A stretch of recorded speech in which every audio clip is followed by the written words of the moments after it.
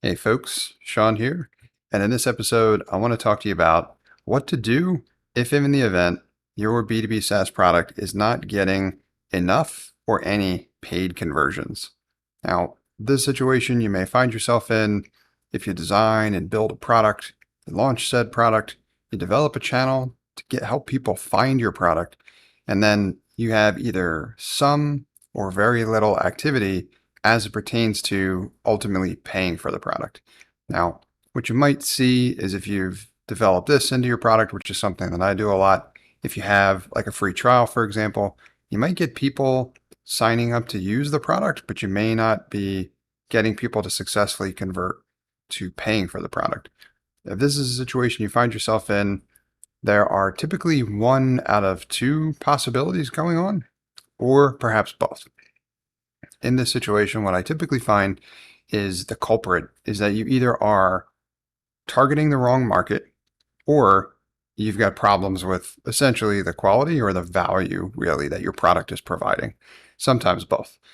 Now, this is a trickier problem to solve because if you're not getting the kind of feedback you need to know why people aren't converting, then you may not necessarily know exactly what to change, but you do know you have a problem. So the first thing I recommend you do is reach out to and connect with your target market audience, especially those who've signed up perhaps to use the product or to leverage your free trial or whatever it is that you're providing people. See if you can get in front of them, get some feedback from them in terms of what they like or what they don't like. The next element is that's my strongly preferred channel first and foremost. It's like go right to the customer and find out what's going on. Find out who they are. That will evaluate your market and then find out what their experience has been like with your product. I've talked about as well some automations you can set up to make that process a little bit easier on you. So it doesn't require as much overhead and management. I use my email marketing tool. I happen to use MailChimp at the moment. I set up these custom automations for right after the people have started their free trial, they get a message. And then a day later, they get another message. Each is requesting feedback from them via email, the email they use to sign up. And I get some feedback trickling in there that I can interact with folks to try to figure out what's going on. The next element, and this is especially if that first one is not providing you with enough context, if you can't detect any patterns yet, because that's really the key here. I want to figure out what is the pattern of what's going on, what is the problem, so that I can triage it successfully and then fix it. That's the objective. But the next one is to leverage some analytics tools to try to get feedback in two different ways. Number one, if you incorporate an analytics tool, and the one that I prefer is Hotjar, I think that tool is awesome. You can add it to your product to show up on certain pages after certain events, and people can click on it as it creates this little tab on the sidebar, and they can provide feedback in different ways depending on how you configure the tool. Mine will ask you basically what you want to share. Do you want to share a feature request, a bug, just general feedback, whatever. And then they have a couple extra questions there to capture additional context. I get feedback through that channel, which is great.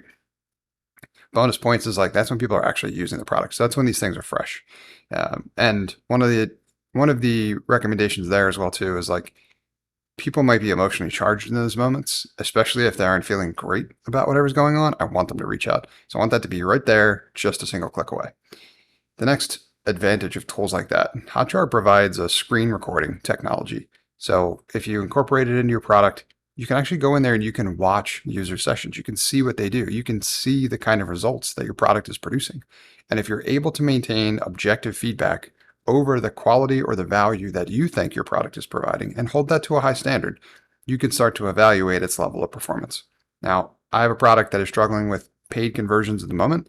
And when I watch some of the sessions, I know that I've got some target market issues because I've got users that are all over the spectrum in terms of what they're trying to do with this is a marketing automation tool, but it dabbles in video.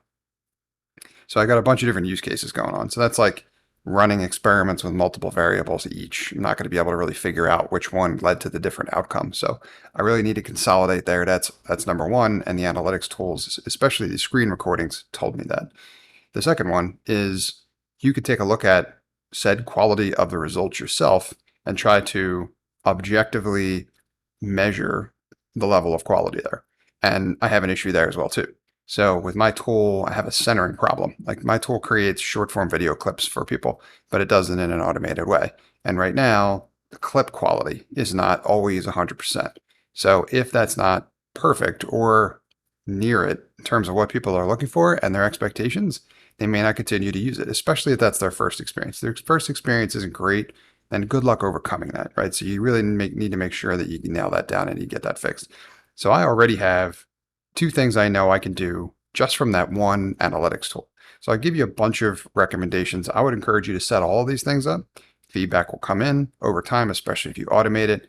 And those analytics tools are really important. Set those up as well. If you use something like Hotjar, you can get screen recordings and you can watch every day. Who's using the product? How are they using the product? What is their experience been like? Is it taking too long? Is it giving them the kind of quality results you would expect? All those kind of things.